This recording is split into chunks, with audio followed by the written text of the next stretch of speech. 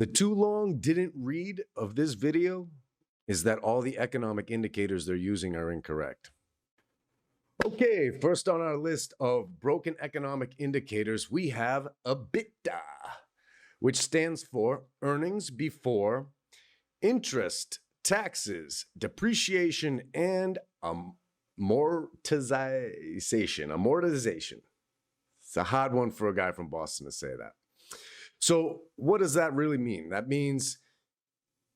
means this is how much cash you have if you had no bills at all. If you didn't have to pay any bills at all. And they try to use this as a way to buy out a company and see how much of its debt could be restructured. But it really is something that they've now used over the past 25 years as an alternative mechanism for analyzing earnings per share in a more fluid way. So it gives CEOs and accountants the opportunity to fudge and hide the numbers because EBITDA doesn't include depreciation. Anything that is bought or purchased or paid for, it doesn't include how much that is to lose value.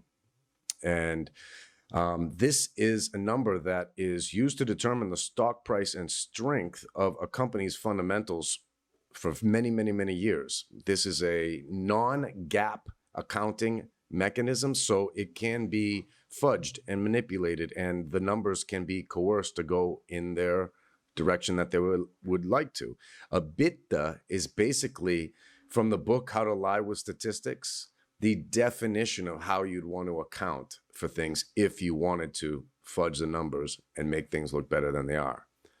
So, number one, EBITDA, failure, not a very good, useful measurement for analyzing the fundamental cash flow for a company. Now, first, if you want to hear what Charlie Munger has to say about EBITDA and Warren Buffett, go ahead and check this out. More than our depreciation the year before that. Depreciation is a real expense. It's just as much as, the expenditure for lights. It's not a non-cash expense. It's a cash expense. You just spend it first. The cash is gone.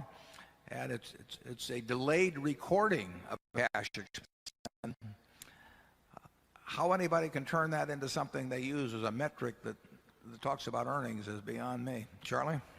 Yeah, I think you would understand any presentation using the word EBITDA if every time you saw that word, you just substituted the phrase bullshit earnings. I knew he'd do it sooner or later, folks.